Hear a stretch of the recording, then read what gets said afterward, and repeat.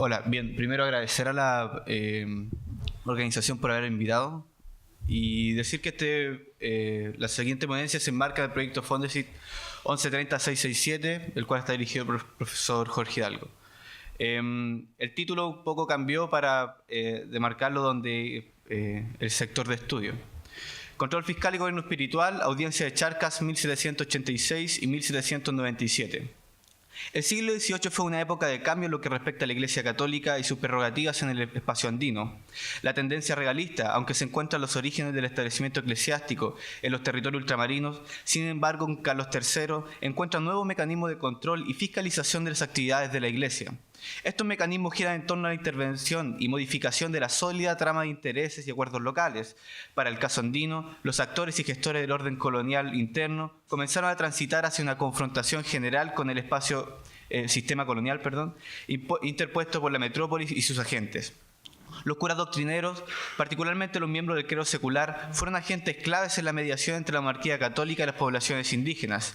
En gran medida, la red parroquial permitió a los doctrineros ejercer el poder en una población apartada de los centros urbanos y burocráticos. La relación de aquellos con las nuevas orientaciones del ciclo borbónico no siempre provocó reacciones adversas. Incluso algunos curas apoyaron esta reforma con la meta de obtener y o mantener sus privilegios. En el caso del área de la audiencia de Charcas, cabe considerar la existencia de un ciclo de rebeliones en el siglo XVIII.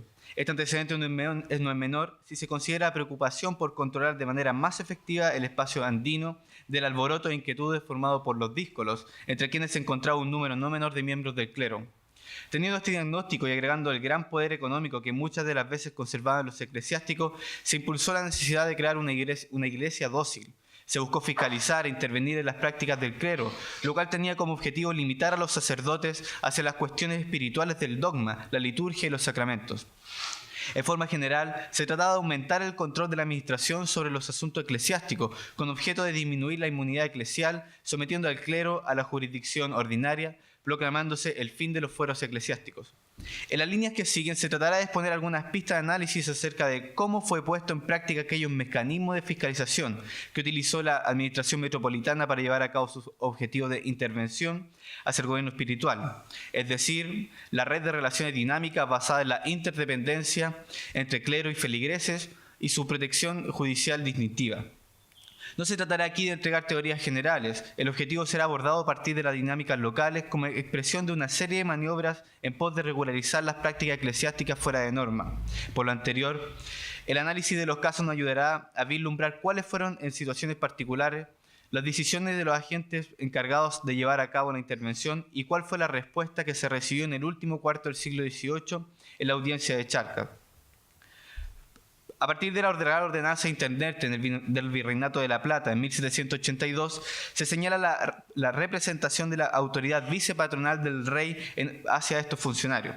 4 años más tarde, el Consejo de India expidió en nombre del rey una real cédula, según la cual, en los casos que ocurran y se estime deben procederse contra los párrocos, a poner ejecución la ley de concordia.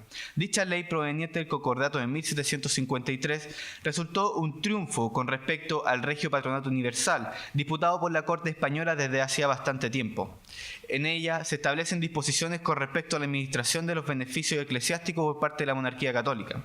En los casos que se requiera, la invocación de la ley permite a quienes se encarguen de las causas en donde los curas no se apeguen a las leyes, ser los agentes fiscales quienes promuevan su resolución, y no solamente la administración eclesiástica.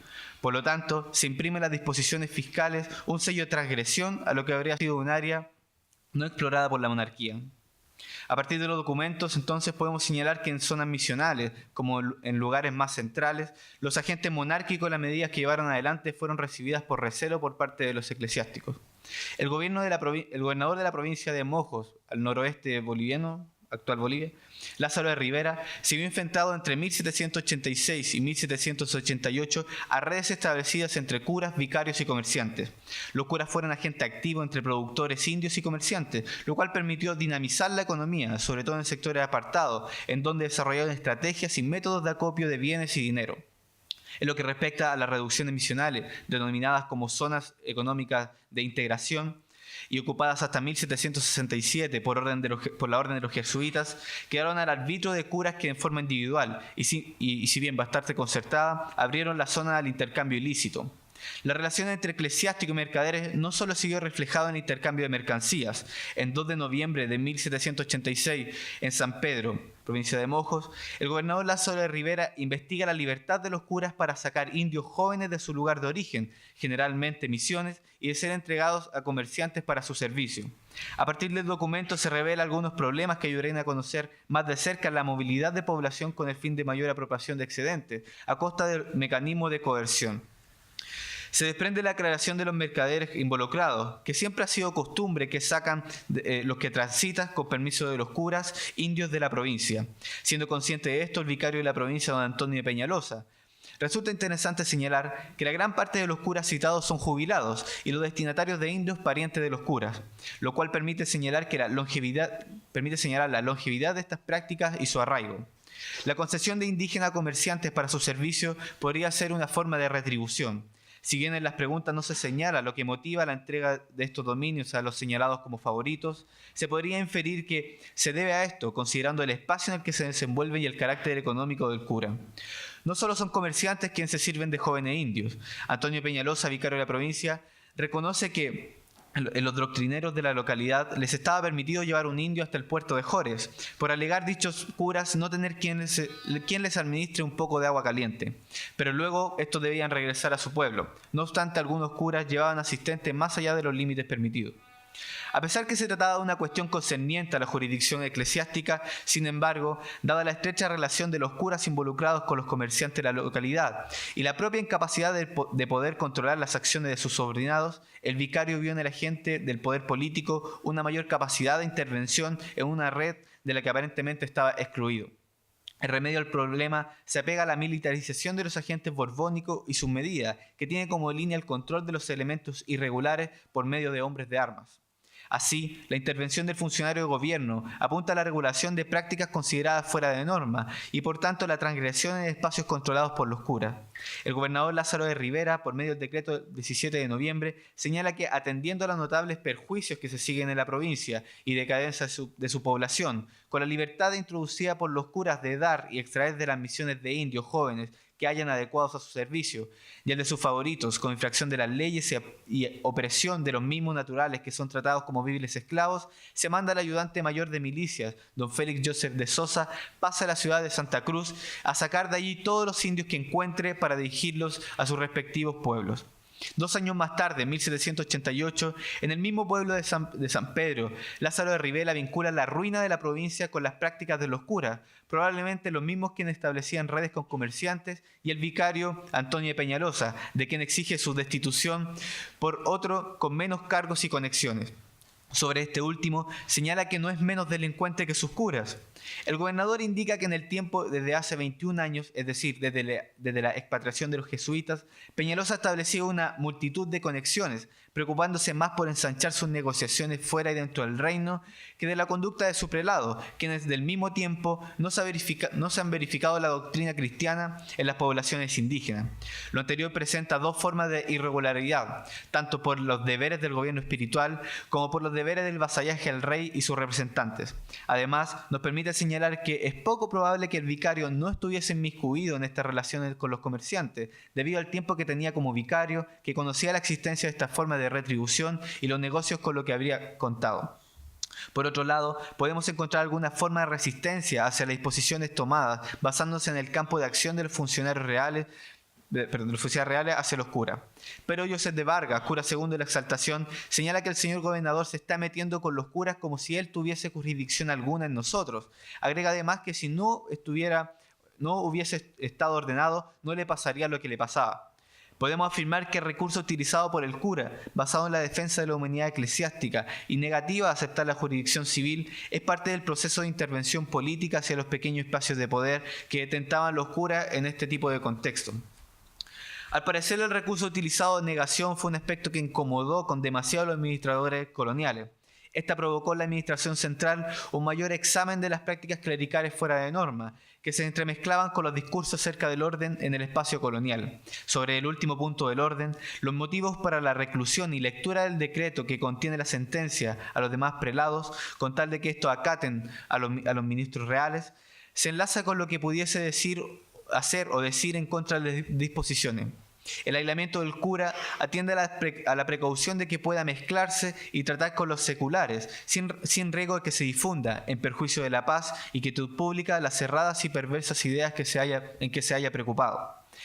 Más con la idea de señalar que la reforma del gobierno espiritual a partir del control fiscal se asemejan a una aplanadora, surgieron en el centro de la Intendencia de Potosí algunas formas de resistencia, tanto a nivel administrativo como más práctico. Con forma de resistencia no me refiero a revueltas contra el sistema colonial, sino a peticiones del llamado alto clero en contra de disposiciones centrales, lo que conlleva a pensar que no todos quienes pertenecieron a la alta esfera eclesiástica estaban de acuerdo con las disposiciones llevadas a cabo, como otras que se enmarcan plenamente en el gobierno espiritual, es decir, la relación entre clero y feligreses.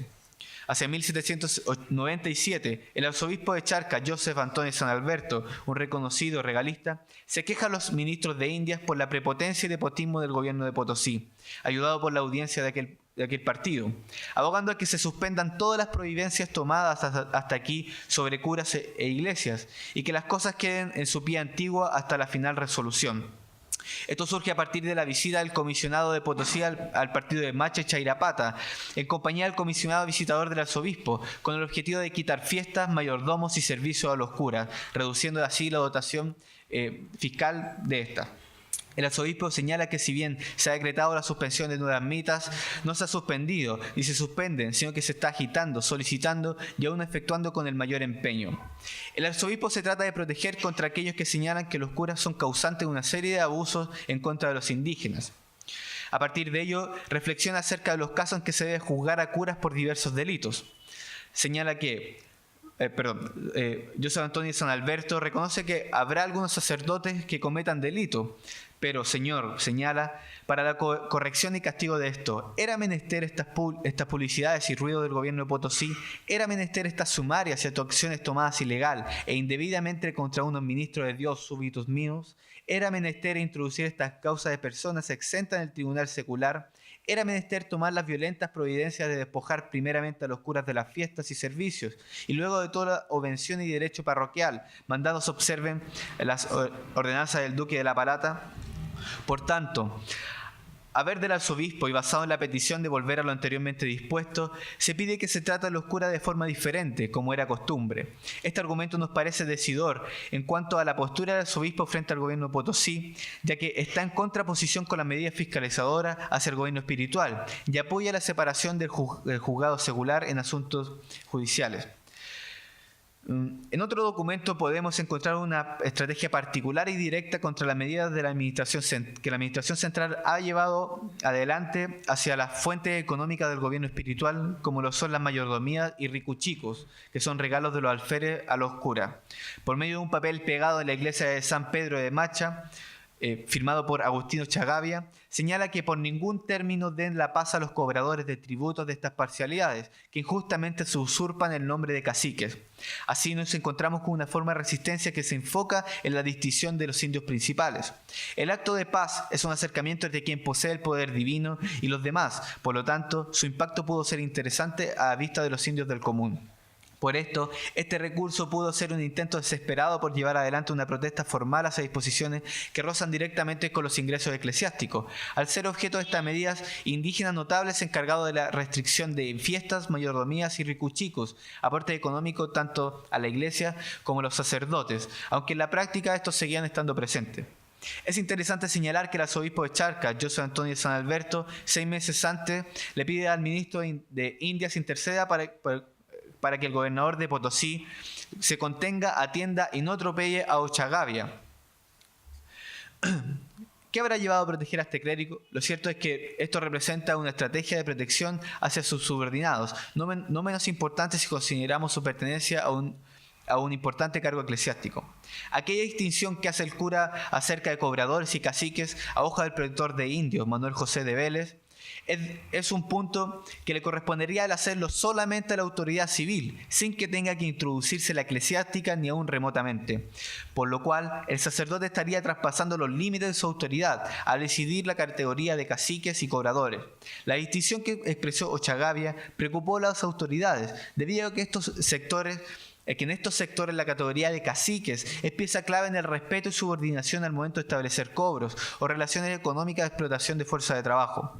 Por tanto, el remedio tendrá a ser dirigido a la forma de apropiación que el cura ha llevado adelante de campos de acción que no le pertenecen, a la restitución de un mecanismo que imprime una determinada jerarquía en los delegados del poder central y a la normalización y encuadre del eclesiástico a las normativas administrativas.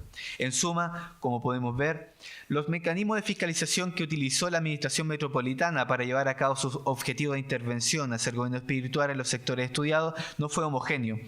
Sin embargo, podemos apreciar cómo los argumentos referidos a la fiscalización de los ingresos eclesiásticos, así como la forma de control del clero correspondiente con su rol social en las poblaciones indígenas, sustentadas en el resguardo de la paz y quietud pública, formaron al mismo tiempo un mecanismo de resistencia inscrito en la denuncia eclesiástica formal hacia la superioridad laica, la separación entre jurisprudencia y campo de acción contra curas, como también prácticas ligadas a su relación con los fieles. Quedaría por mencionar que los indígenas fueron utilizados en los dos casos como argumentos potentes a la hora de definir si una práctica se acerca o no a lo convenientemente regulado.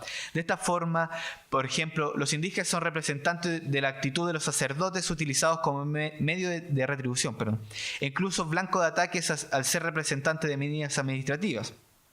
Lo cierto es que el análisis no se acaba aquí, quedando por recorrer otros caminos que nos den luces acerca del control fiscal y gobierno espiritual en el norte del Virreinato de La Plata. Muchas gracias.